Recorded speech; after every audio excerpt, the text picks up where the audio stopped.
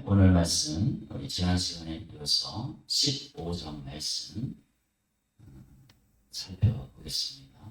이 5장 말씀은 그러니까 쉽게 얘기하면 16장의 다음 장에 이제 7 대접재앙이 일어납니다. 그 7 대접재앙에 대한 예고다 이렇게 보시면 됩니다. 성경은 항상 이 요한계시록은 이 드라마다 이렇게 생각을 하고 이해를 하시면 이해하기가 좋습니다. 예고를 합니다. 예고를 하고 이제 재앙을 쏟아붓습니다. 그 사건이 일어나는 거죠. 그 다음에 또 15장에는 두 가지의 이야기가 있습니다. 7 대접재앙을 예고하는 거. 또 한 가지는 이게 어린 양의 노래를 부른다고 했는데 2절 3절에 보면 하나님의 심판을 벗어난 자들, 하나님의 심판이 아니라 그 우상과 그 이름의 수를 이기고 벗어난 자들. 이게 뭐냐면 적그리스도의 핍박, 박해를 이기고 벗어난 자들, 그들이 부른 노래, 이렇게 두 가지를 15장은 말씀해주고 있습니다. 7 대접재앙은 뭐냐? 15장 1절에 7 천사가 7 재앙을 가졌으니 마지막 재앙이라. 이것으로 하나님의 진노가 마치리로다. 이 본문 말씀 11장 15절 여기 같이 보겠습니다. 화면을 이렇게 보세요. 화면을 같이 보겠습니다. 11장 15절 7째 천사가 나팔을 불매 하늘에 큰 음성들이 나서 이르되 세상 나라가 우리 주와 그의 그리스도의 나라가 되어 그가 세세토록 왕노릇 하시리로다 하니. 그러니까 7째 천사가 나팔을 부는 거, 그것이 뭐냐? 그것이 바로 7째 대접 재앙입니다. 그러니까 6인 나팔 재앙, 인 나팔 대접 이렇게 돼 있잖아요. 6째 인은 7가지 나팔 재앙입니다. 6째 인은 7가지 나팔 재앙. 근데 마지막, 7째 인이 7가지 나팔 재앙. 그 다음에 7째 나팔 재앙은 7가지 대접 재앙입니다.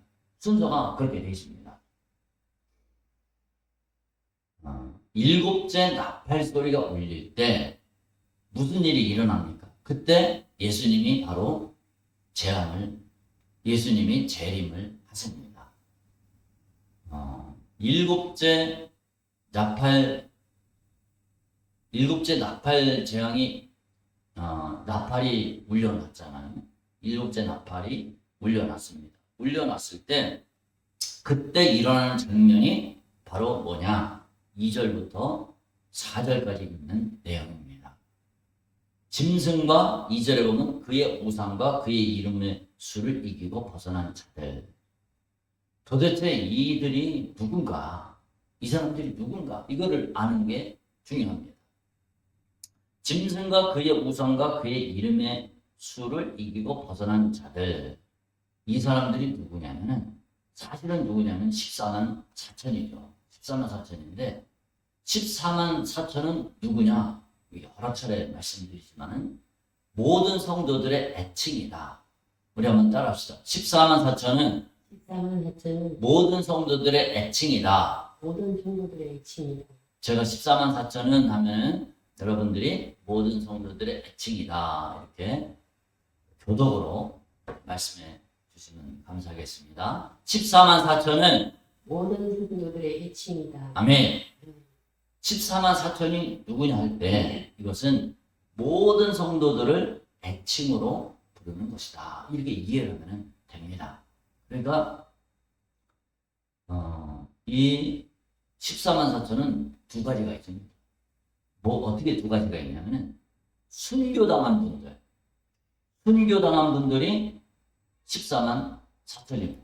그러니까 이들이 뭐냐면은 순교당한 분들이 바로 처음 익은 열매입니다. 처음 익은 열매.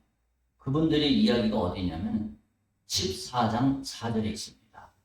우리 14장 4절 5절을 같이 한번 읽어봅시다. 읽어보겠습니다. 14장 성경을 찾으셔서 바로 전장이죠.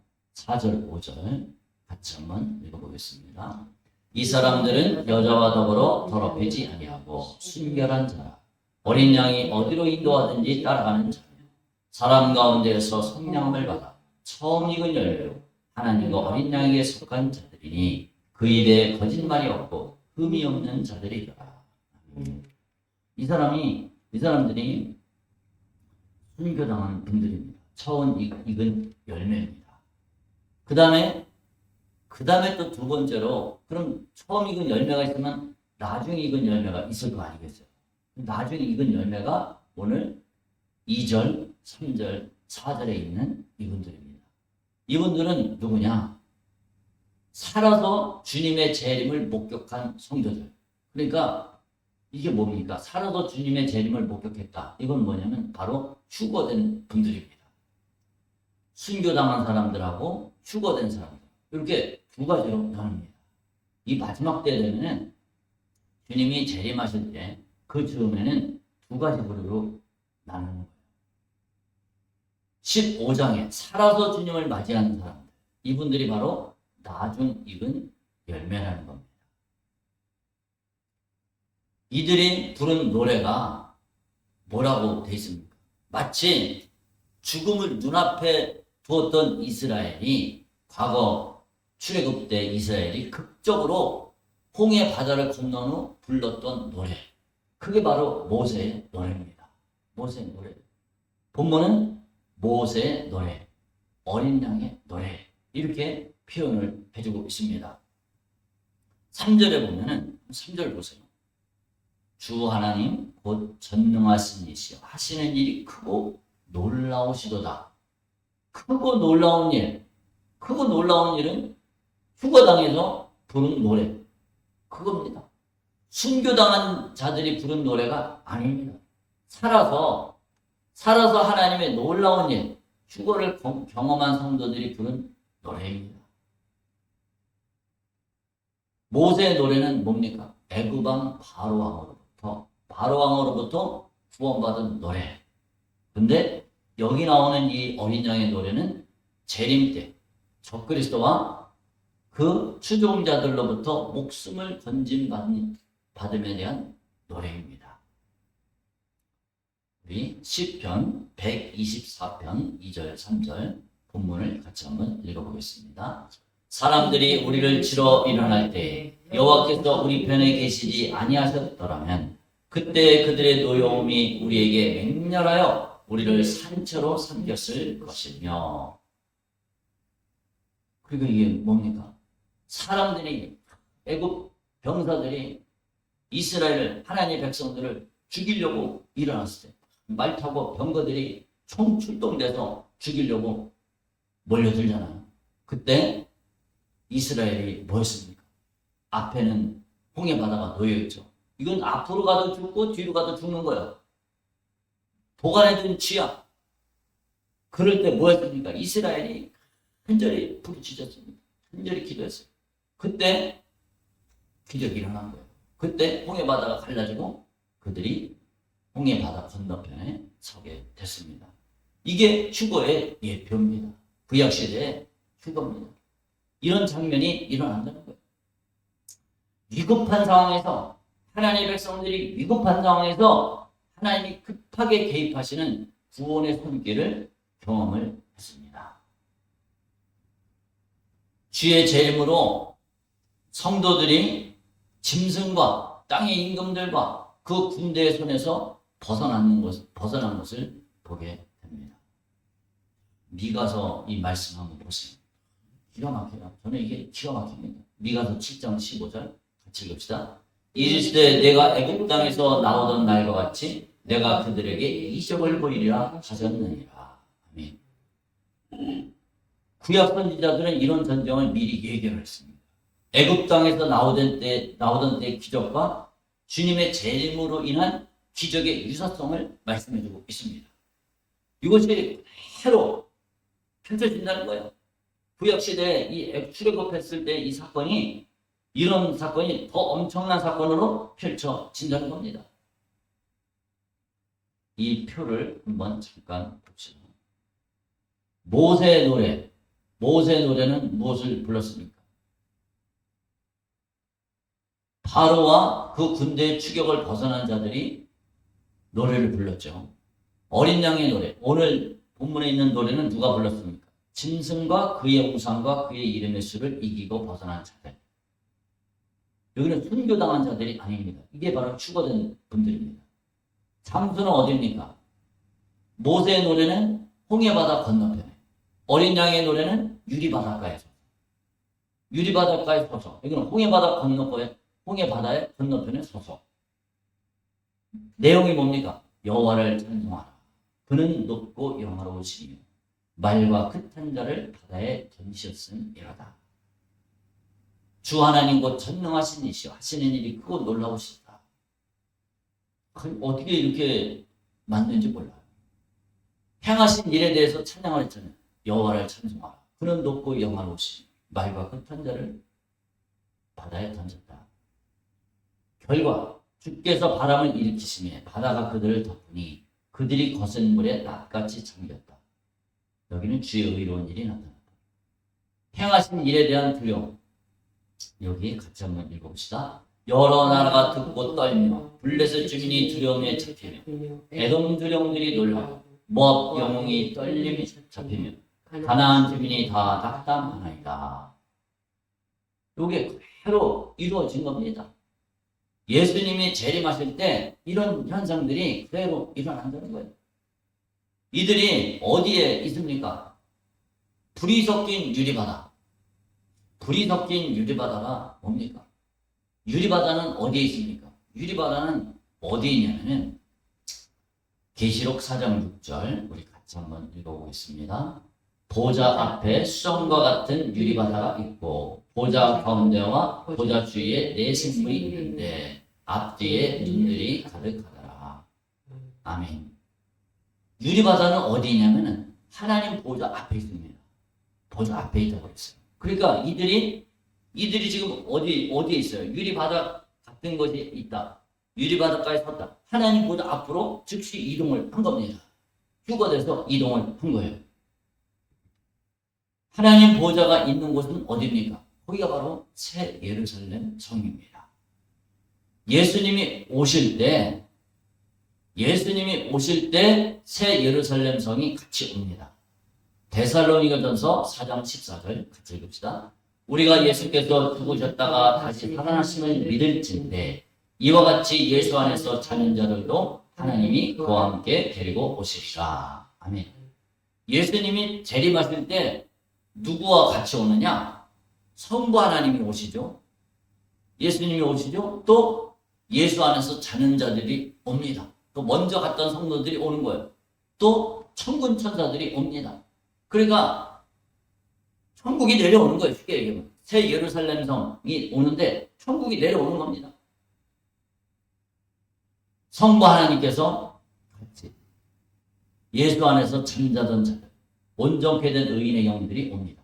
마태복음 25장 31절 같이 읽읍시다. 인자가 자기 영광으로 모든 천사와 함께 올 때에 자기 영광의 보좌에 앉으리니.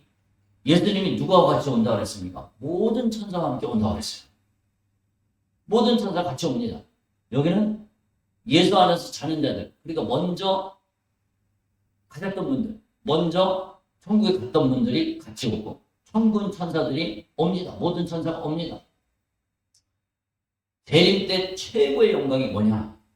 약속대로 새 예루살렘 성을 모든 사람 가운데 드러냅니다. 모든 사람 가운데 다 드러냅니다. 살아서 주님을 맞이한 성도들이 공중으로 들림받아 도착한 곳, 그게 어디냐? 반복되는 말씀이지만 바로 새 예루살렘 성이 있는 하나님의 보좌 앞, 여기에 수정과 같이 맑은 유리바다가 있다는 겁니다. 근데 우리가 살펴볼 것은 왜 불이 섞인 유리바다냐? 이거를 우리가 짚고 넘어가야 됩니다. 내가 보니 불이 섞인 유리바다 같은 곳이 있고, 불이 섞인 유리바다가 뭡니까? 왜 그러냐면 성도들이 들림받고 남겨진 악인들에 대한 심판이 보좌로부터 시작되기 때문에 그렇습니다. 이게 어디 나오냐? 다니엘서 7장 10절에 거기에 나옵니다. 우리 다니엘서 제가 찾아드리겠습니다. 다니엘서 7장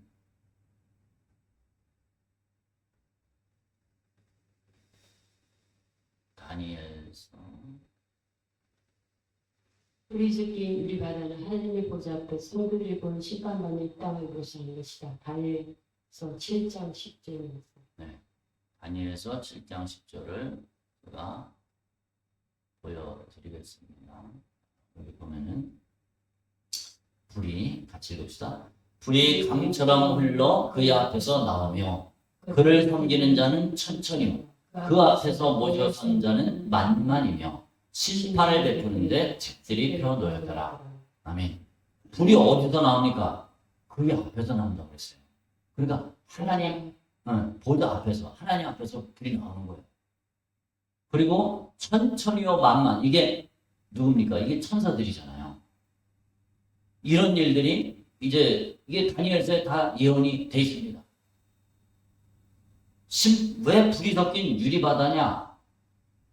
이제 그거 갖고 하나님 보좌 앞에 불이 섞였는데 이 불이 심판의 불이야. 그 불로 뭐 하냐?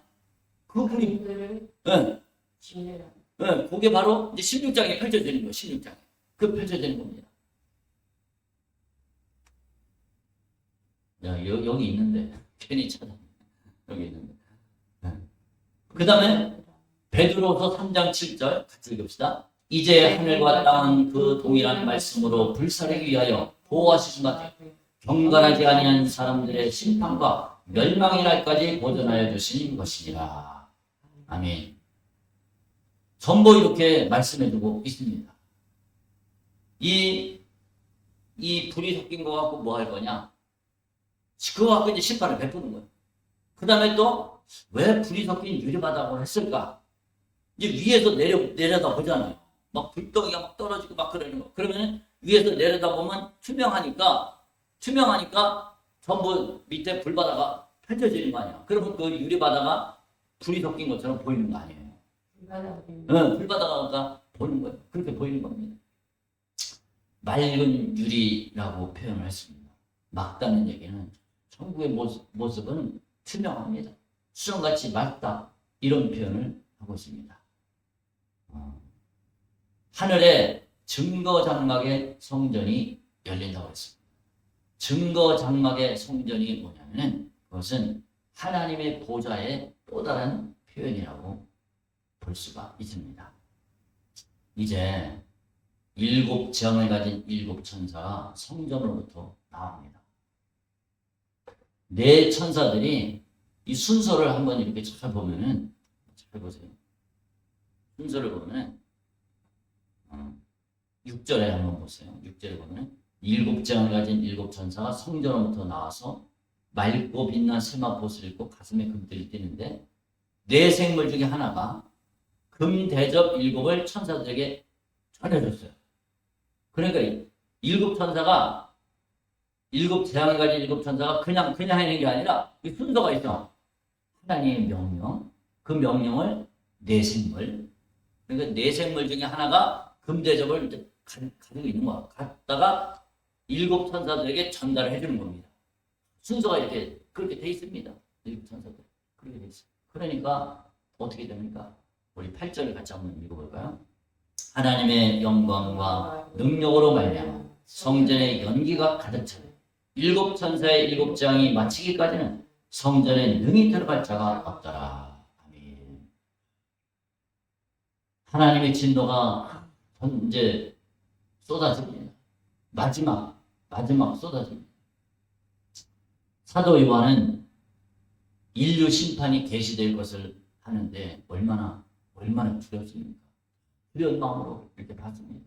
그때 성전의 연기가 차고 인류를 심판할 때 나타나는 하나님의 공의의 공분이라고 볼 수가 있습니다. 아무도 성전에 들어갈 수가 없습니다. 이 얘기가 뭡니까?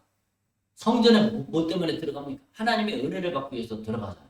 그리고 기도하기 위해서 성전에 들어가잖아요. 근데 이제는 하나님의 긍휼을 구할 수가 없어. 은혜를 구할 수가 없어. 하나님, 이제 그럴 거 아니야.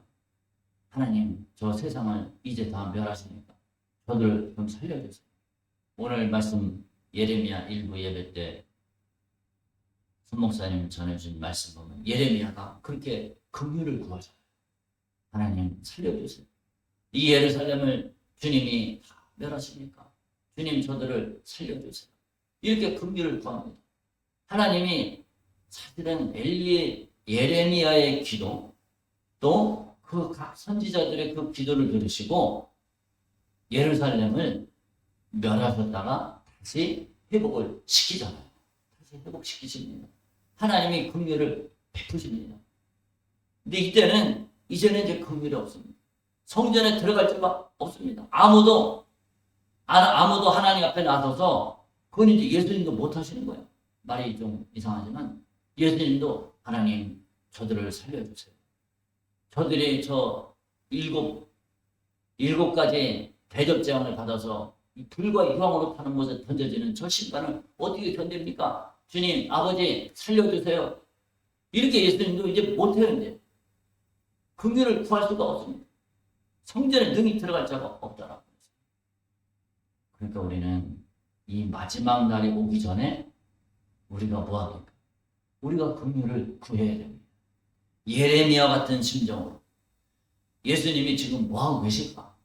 지난번에 우리가 봤잖아요. 로마서 8장에 보셨잖아요. 예수님이 뭐 하고 계실까? 예수님이 하나님 보좌 우편에 서서 우리를 위해서 간구하신다고 그러셨습니다. 로마서 8장 26절에 보면 이와 같이 성령도 우리의 연약함을 도우시나니 우리는 마땅히 기도할 바를 알지 못하나 오직 성령이 말할 수 없는 탄식으로 우리를 위하여 친히 간구하시느니라. 우리를 위해서 기도하시는 중보 기도하는 분이 두 분이 계시는 거예요. 어떨 땐 좀 그럴 때가 있어요. 막 삶이 어렵고 힘들고 몸이 아프고 이럴 때 누가 나를 위해서 기도 좀 해줬으면 좋겠는데 나를 위해서 아무리 생각을 해봐도 기도해 주는 사람이 없어. 그럼 막 더 외로움에 막 빠져. 우울하고 막 외로움에 빠져. 우울하고 막 그래. 가라앉습니다. 디프레스 되고 가라앉아요. 근데 그 왜 그렇습니까? 성경을 몰라서. 성경에는 두 분이 계셔. 아주 확실하게 나를 위해서 누가 중보 기도를 안 해준다고 그럴지라도 내 주변에 나를 위해서 기도해주는 사람이 없어. 그럼 그걸 볼 때, 그걸 느낄 때 쓸쓸하고 외롭고 그렇게 느낄 때가 있습니다. 근데 그래도 우리는 외로워하지 말아야 돼. 우울하지 말아야 돼. 디프레스 되지 말아야 됩니다. 왜 그렇습니까? 우리를 위해서 확실하게 중보 기도를 해주시는 두 분이 계십니다. 두 분이. 누가 있습니까? 만약에 누가 나를 위해서 기도를 열심히 하시는 기도의 사람, 어떤 집사님이, 어떤 권사님이, 어떤 목사님이 나를 위해서 기도해줘. 그럼 얼마나 든든한지 몰라. 진짜 든든합니다, 마음이. 근데 천사가 나를 위해서 기도한다고 생각을 해봐. 그럼 또 얼마나 더 든든할 거야. 근데 사람이 아니고 천사도 아니고 누가 나를 위해서 기도해주냐? 성령 하나님이 나를 위해서 기도해줘요. 성령님이 나를 위해서 기도해 주시지. 또 누가 기도를 해주십니까? 예수님께서 로마서 8장 34절에 누가 정죄하리요 죽으실 뿐 아니라 다시 살아나시는 이는 그리스도 예수시니 그는 하나님 우편에 계신 자 우리를 위하여 간구하시는 자시니라. 이게 현재형입니다. 현재형. 우리를 위해서 지금도 기도하고 계신다는 거예요. 성령님이 기도하시지 예수님이 우리를 위해서 기도하시지 두 분이 내 좌우편에 한 분은 오른쪽 한 분은 왼쪽. 예수님의 오른쪽에서 기도하시나. 아론과 훌이 모세 양옆에서 다쳐졌던 것처럼 비유가 좀 이상하지만 어쨌든 두 분이 우리를 위해서 기도하고 계시는 거예요.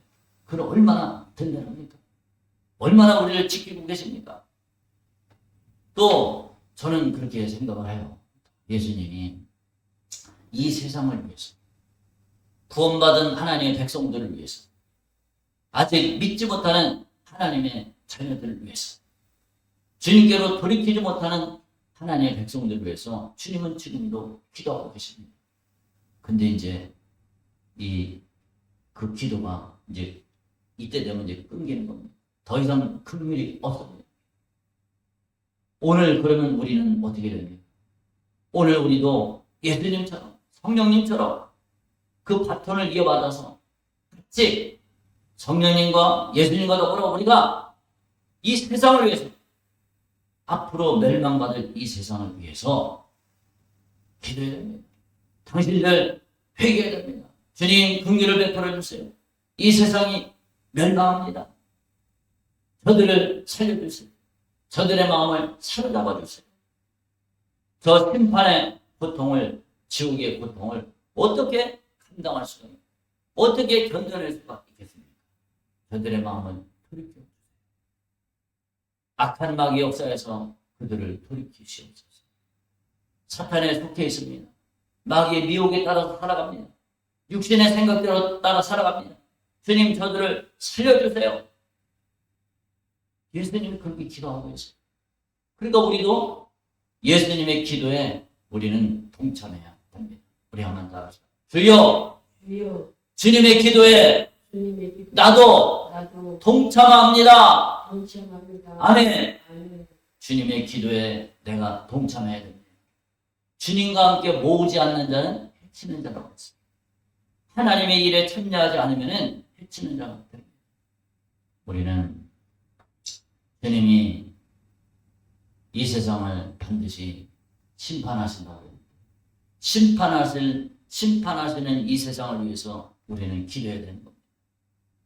사도 요한이 이 계시를 보면서 무엇을 느꼈을까? 이런 장면을 보면서 무엇을 느꼈을까? 무슨 결단과 각오를 했을까? 사도 요한이 이 감옥에 갇혀서, 법모섬에 갇혀서, 거기서 채석장에서, 광산에서 강제 노역을 했잖아요. 하면서 얼마나 힘들었을까? 주님, 이 세상은 끝이 납니다. 미래를 바라보면서 기도했을 거 아니겠어요? 주님, 앞으로 이 세상은 나에게 계시를 보여준 것처럼 반드시 끝나고 맙니다. 반드시 심판을 받습니다. 내게 온갖 고난을 가져다 주는 이 세상, 지금 성도들에게 온갖 핍박을 가하는 이 세상 끝이 납니다. 주님, 저들이 몰라서 저들의 죄를 용서하여 주세요.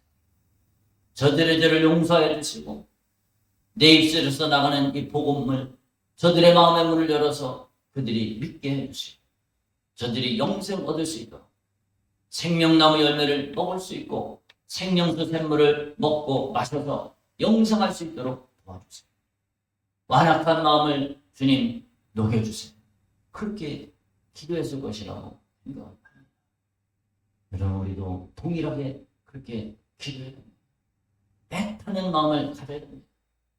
예수 안 믿고 회개하지 않고 주님을 만나지 못하면 당신들 망해. 저들은 망해. 세상은 망해. 우리가 애타는 마음을 갖고 주님, 저들을 살려주세요. 예수님의 중보기도, 성령의 이 기도에 우리가 동참해서 그들을, 믿지 않는 자들을 건져내는 우리 모두가 되시기를 주님의 이름으로 축복합니다. 아멘. 하나님 아버지, 은혜를 감사합니다. 주님, 15장은 이제 마지막 7 대접 재앙을 말씀해 주고 있습니다. 하나님의 진노가 이것으로 끝나게 됩니다. 아버지, 하나님은 반드시 이 세상은 때가 있습니다. 끝이 있습니다. 영원하지 않습니다. 세상 사람들이 몰라서 마귀의 미혹을 따라가고 죄를 짓고 하나님을 멀리하고 그렇게 살아갑니다. 그러다가 불과 유황으로 타는 못에 던져져서 견딜 수 없는, 감당할 수 없는 고통을 당합니다. 그것을 어떻게 감당할 수가 있겠습니까? 아버지, 우리가 예수님의 기도에 동참하게 해주시고 성령님의 기도에 동참해서 불쌍한 영혼들을 정말로 한 영혼이라도 건져낼 수 있는 우리 모두가 될 수 있도록 붙잡아 주시옵소서. 감사드립니다. 예수님 이름으로 기도드렸습니다. 아멘.